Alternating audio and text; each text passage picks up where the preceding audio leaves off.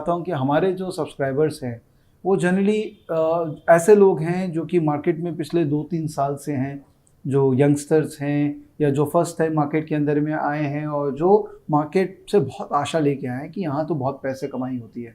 तो उनके लिए आप क्या स्टेप बताएंगे अगर उनको सीख के प्रॉपरली मैच्योर इन्वेस्टर या ट्रेडर के रूप में अपने आप को उभारना है, particularly keeping options in mind, because market में अभी ऑप्शंस के अंदर में काफ़ी काम होता है, काफ़ी लोग ऑप्शंस में बड़ा पैसा कमाने के इच्छुक है। तो अगर स्टेप बाय स्टेप बताना हो कि जो आया है उसको क्या क्या सीखना है, कैसे सीखना है और कब तक वो ऑप्शंस में एक अच्छे तरीके से ट्रेडर बनने के लायक हो सकता है। जी विवेक, देखिए ये सवाल एक अहम सवाल है और इस सवाल का जवाब मेरे हिसाब से हर व्यूअर सुनना चाहेगा। और मैं कॉलेजेस में जाता हूँ, मीडिया पे रहता हूँ, तो हर बार ये सवाल रहता है, क्योंकि हर कोई चाहता है कि लाइफ में सक्सेस का एक स्टेप मिल जाए। देखो, सक्सेस का शॉर्टकट नहीं होता, सक्सेस के स्टेप एंड प्रोसेस ही होते हैं हमेशा।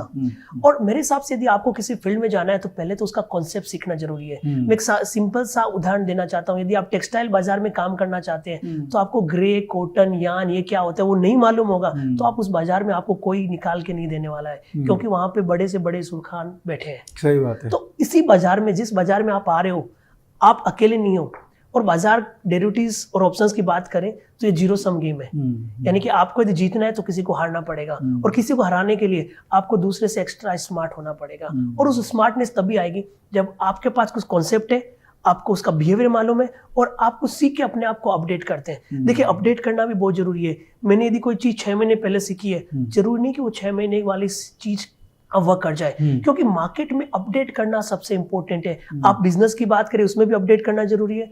आज से 5 साल पहले कोई टेक्नोलॉजी अकाउंट्स की बातें नहीं करते थे, बट आज टेक्नोलॉजी अकाउंट्स और गवर्नमेंट कंप्लायंस की बात किए बिना आप बाजार और व्यापार की दोनों की बात नहीं कर सकते। अब मैं ऑप्शंस मार्केट की बात करता हूं, तो देखो, सबसे पहले यदि आप फाइनेंस की बात करें तो पहले आपके आंखें और कान फाइनेंस के लिए खुले रहने चाहिए। आप कोई भी न्यूज़पेपर है, न्यूज चैनल्स है, पढ़े। इसके लिए पढ़े कि वहां से थोड़ा ज्ञान मिले, इसके लिए नहीं कि वहां पे टिप्स मिले। क्योंकि देखो, हर अपना नजरिया शेयर करता है, बट कोई भी आपको स्पून फूड नहीं कर सकता है। आपको स्पून फूड नहीं कर सकते, क्योंकि हर एक का एक ट्रेडिंग का स्टाइल अलग होता है। तो सबसे पहले अपने आप को तलाशना है कि मैं किस लायक बना हूं। मैं टेस्ट मैचेस का हूं, मैं वनडे का हूं, मैं इंट्राडे ऑप्शन बायर हूं या मैं ऑप्शन सेलर हूं। और वो हर आदमी का अलग अलग लेवल होता है और वो उस आदमी को ही निकाला जा सकता है। यदि आप देखोगे काफी वाद विवाद होते हैं कि मैं ऑप्शन बायर बनूं या ऑप्शन सेलर बनूं, मैं ऑप्शन स्ट्रेटेजिस्ट बनूं, तो हर एक की अलग अलग रिस्क एपेटाइट, ट्रेडिंग मेंटेलिटी के हिसाब से इन सब का रिप्लाई बनता है।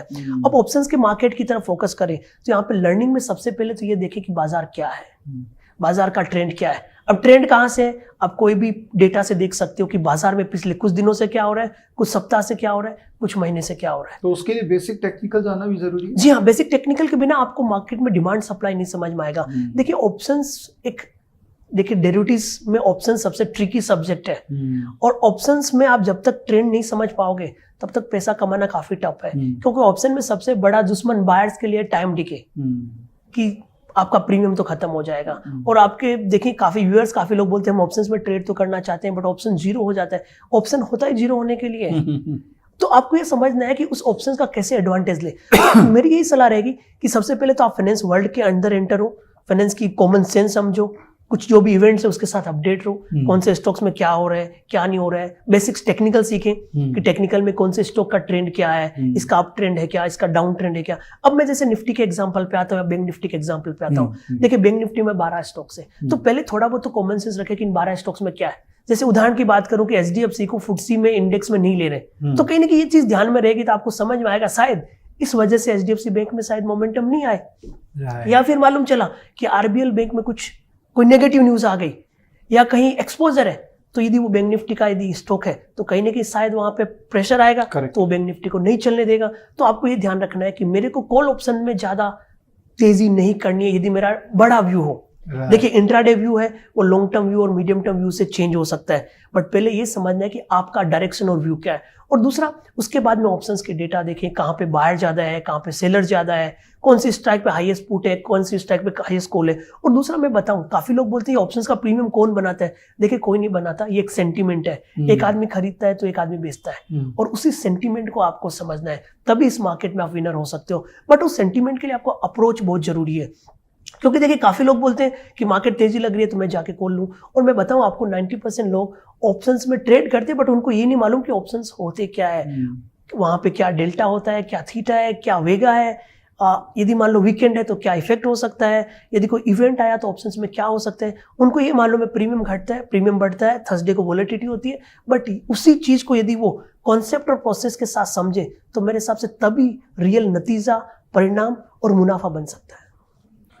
चंदन, एक बात बताइए कि जैसे अपने ऑप्शंस की बात कर रहे हैं तो मैं उसी डिस्कशन को आगे बढ़ाता हूँ कि अभी वीकली ऑप्शन का एक बहुत ही ज़बरदस्त दौर चला। जैसे आपने बताया कि एक T20 मैच चल रहा है कि सबको उसके अंदर में एक्साइटमेंट भी मिल रहा है और सबको उसके अंदर में खेलना चाहते हैं। तो ऑप्शंस के अंदर में अगर वीकली ऑप्शंस के अंदर में मुझे पैसे कमाने हैं तो टिपिकली क्या माइंड सेट रहेगा, या क्या मेरे को सोच के रखना पड़ेगा कि कब मैं बायर बनूं, कब मैं सेलर बनूं, ना किस तरह से इसको, अगर आप परमिट करें तो आप इसका जवाब दे सकते हैं कुछ? जी हाँ, देखिए देखो मैं बताऊं कि मैं मार्केट में ऑप्शंस ट्रेडर के नाम से जाना चाहता हूँ। अच्छा। और हर एक्सपायरी को मैं अपने डेस्क से उठ नहीं पाता हूँ क्योंकि हमारी कंपनी है वो बड़े ऑप्शंस मार्केट शेयर को रिप्रेजेंट करती है, और मैं एक्सपायरी के दिन लगभग 500-700 बिजनेस पार्टनर और कम से कम 10-15 हज़ार क्लाइंट्स तक अपनी रीच बनाने का प्रयास करता हूँ। क्योंकि मैं समझता हूँ एक्सपायरी प्रेडिक्शन में काफी हद तक निकाल सकता हूँ। और ऑप्शंस में सबसे बड़ी बात वही होती है। बट उसके लिए कुछ मेरा प्रोसेस रहता है, कुछ डेटा सेटअप होता है, उनको मैं फॉलो करते करते उस स्टेप की तरफ जाता हूँ। तो मैं इस प्रोसेस की बात करते हुए 3-4 पॉइंट बताऊं जो व्यूअर्स के लिए सही रहेंगे, शायद वो उनको फॉलो करके कहीं ना कहीं इस हद तक पहुंच पाएंगे कि मेरे को कब ऑप्शन बाय करना है, कब ऑप्शन सेल करना है, क्यों टाइम डिके हो रहा है, एक्सपायरी कहां तक हो सकती है। तो सबसे पहले तो कॉन्सेप्ट क्लियर लिख रखिए कि ऑप्शन बायर और ऑप्शन सेलर क्या है। यदि आप ऑप्शन बायर हो तो आपको कहीं ना कहीं ये मानना पड़ेगा कि आप 1/3 या 1/4 टाइम विनर्स बन सकते हो, क्योंकि ऑप्शन सेलर्स एक ऐसा इंसान है या एक ऐसी पार्टी है जो बड़ा इन्वेस्ट करके टाइम डिके का बेनिफिट लेना चाहता है। और दुनिया का सबसे बड़ा सत्य टाइम डिके, समय निकल जाएगा और मौत, दुनिया के 2 सबसे बड़े सत्य है। और ऑप्शन सेलर उस चीज के साथ काम करते हैं। बट इसका मतलब ये तो नहीं कि बायर कभी पैसा नहीं बनाता, बायर भी पैसा बनाता है, बट बायर पैसा तभी बनाएगा जब मार्केट में मोमेंटम है। तो मैं बेसिक कॉन्सेप्ट ये मानता हूं कि यदि आप कोई भी ऑप्शंस का डेटा देखो, चाहे आप ऑप्शन बायर हो, बट डेटा को ऑप्शन सेलर के हिसाब से देखो। आप ऐसा मानो कि 67%, 70% या 80% ऑप्शन सेलर पैसा बनाता है। बट इसका मतलब ये नहीं है कि ऑप्शन बायर कभी पैसा नहीं बनाते।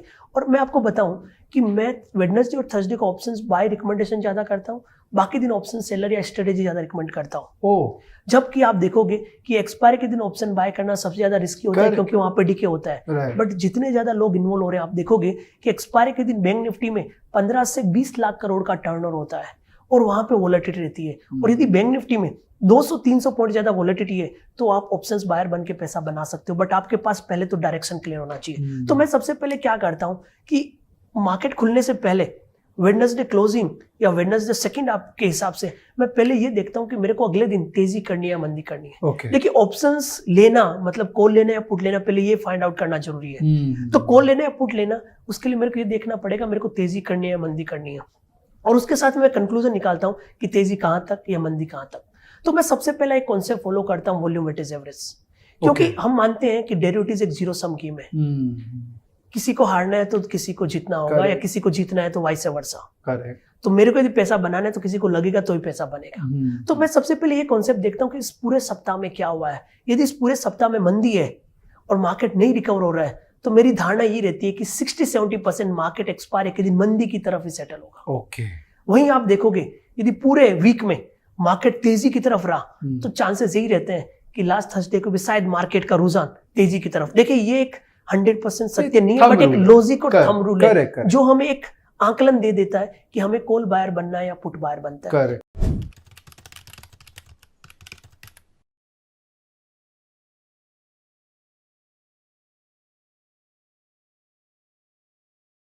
Investments in the securities market are subject to market risks. Read all the related documents carefully before investing.